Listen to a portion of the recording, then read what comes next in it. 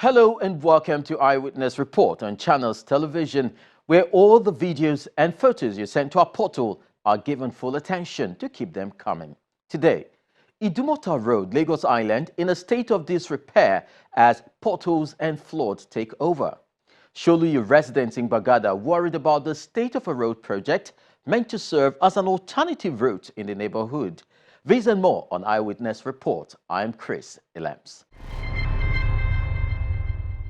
Idumota Road in the Lagos Island axis of the state is a very popular one as it leads to some of the biggest commercial and shopping centers there. However, the state of the road leaves much to be desired as potholes litter such an all-important road. Now, following an eyewitness shot sent to us, we visited for a first-hand experience of what users actually go through on a daily basis. This is Idumota Road in the heart of Lagos Island.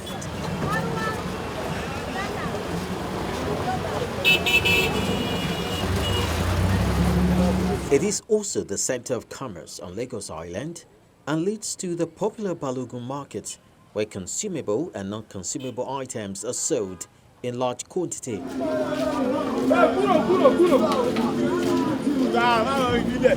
On a normal day, vehicular movement would be very high on this route, but not anymore, as the road has become a death trap for many motorists who attempt to drive through the flood that has become a permanent feature on the road.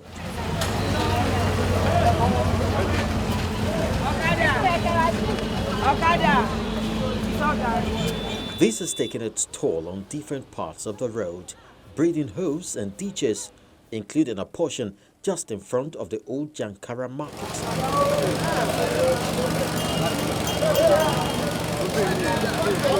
While the major road is an eyesore, the connecting routes, such as Ojogiwa, is worse off.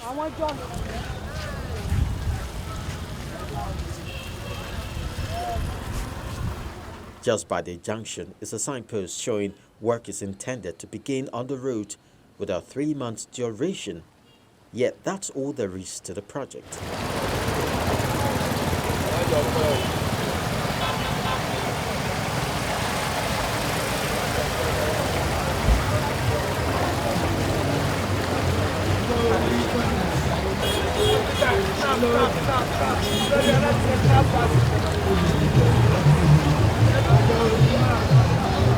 On this axis, trading activities is at an all-time low as buyers can barely access the shops around here.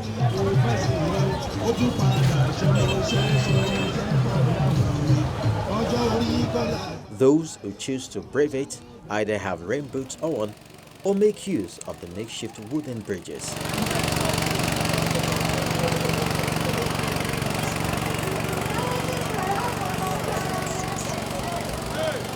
Even some of the shops are flooded.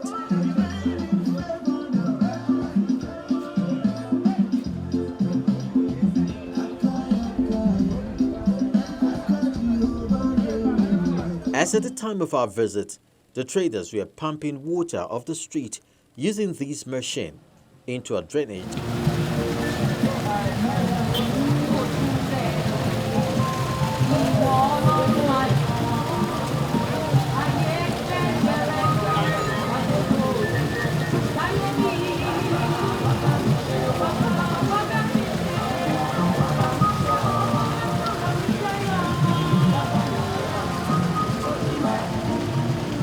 Some of the traders and residents expressed their frustration. The genesis of the problem is the blockage of the drainage, number one. Number two, at Ilubiri there, the place is much higher than the upper land here. So everywhere is blocked and the drainage is blocked. So there is no way water can flow freely. This is affecting more than 1,000 buildings, more than 300 streets here. We are really in pain. Fortunately, we met with the chairman, which he said is on top of the matter. He has written different letters to the local government chairman, the state governor, which he said the engineers, they have come to the Ilubiri because they told us that if they pack all this drainage, the water will flush from the sea and it will take over the entire environment here. We, the marketers here, we've tried. You can see we are pumping the water here. We try to pack all the drainages here, but our effort is not enough at all. A lot of people, they are suffering. Masses are suffering here. Before there is rise and fall of this water, but presently there is nothing like that. It's keep increasing on daily basis. Keep increasing. For instance, you can imagine this buckle we did here is to allow people penetrate towards this area, to pass through. No, and a bit is helping us for this buckle. This buckle is 160,000 naira. Each shop contributed 10,500 naira just to allow people pass through it. But we are managing the buckle, but nobody is walking towards this range. If rain fall, there is no way you can put leg here, no matter who you are. There is no, even all of us in the shop have rain boot. Each person in the shop have rain boot, just because we are managing to pass through the water, to collect customer from another side.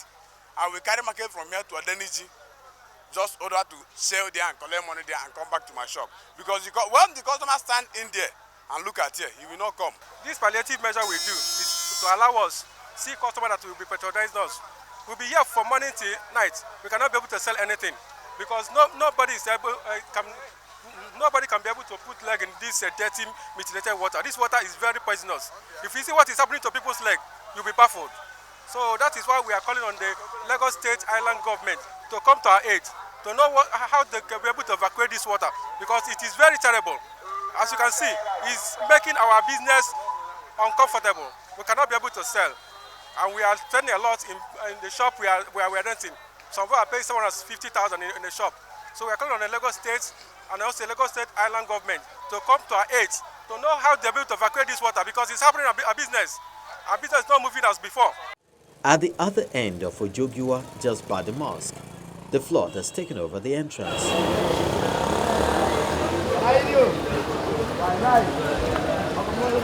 Women and men with their loads wade through the water, so also are the vehicles.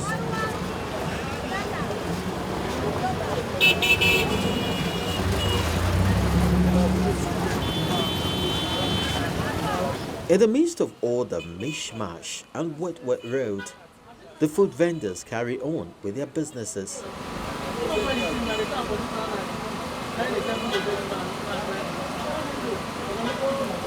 A few of the traders spoke on the impact of the flood on their businesses. We have been left behind with the government. This place has been eroded for more than 2.5 years ago, and no government intervention here. We needed a government intervention here as soon as possible, so that we have been trying the individual effort to make the erosion or the drainage to be able to reduce in our area. And we need the government quickly as possible to come and intervene in our area. This particular place has been causing a lot of havoc here for both children, both vehicle that passes, and the business in the area. And we have been paying our due, as parliament rate, other rates that we have been giving to the government. We go to local government last year, they said there will be a move that something will change. Still till now, something didn't change.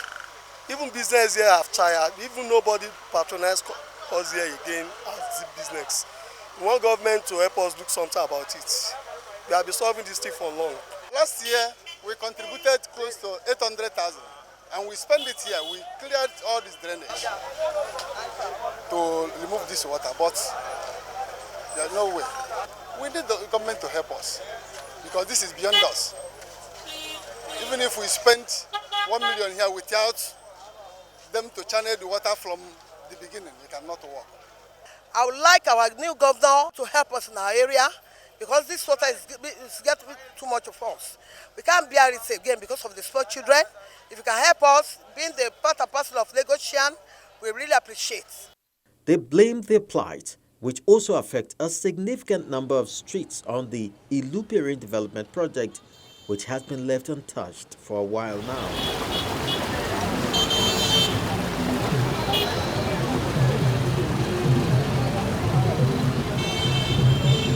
They hope they will find light at the end of the tunnel as they look forward to the government showing them some concerns in the face of their growing frustration.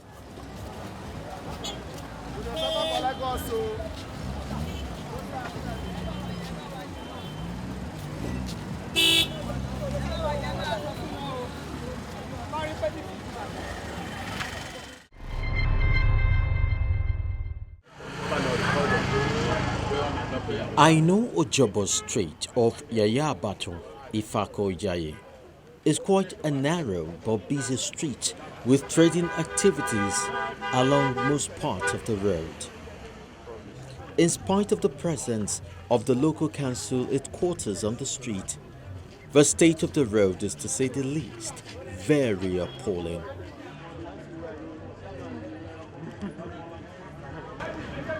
Untarred and undulating from the beginning, and it gets worsened towards the end of the road.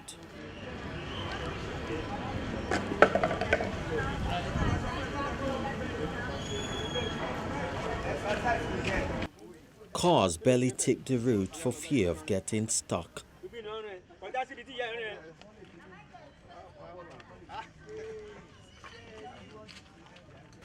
There are several other adjoining streets along Aino Ojobo, such as Odupe, Adebiyi, Ebun, Omibiye, Oluwatun, Oladele. Unfortunately, they are all in the same condition. Not one is tarred, and the users are taking in the heat daily. I just wanted to buy a drug here. So I just for cough. Then I left home. I had a torchlight with this left hand and money with this. So as I reached here, I stumbled here. Wow, whoa. So since that time, I've started since July 10. While the road poses a threat to the users, environmental sanitation is off the radar as heaps of unevacuated dumps litter the streets. The whole place is full of rubbish. If you go inside the streets, you see it's abandoned. Nobody give us the waste disposal vehicle to come and collect it. So that's the one. There is no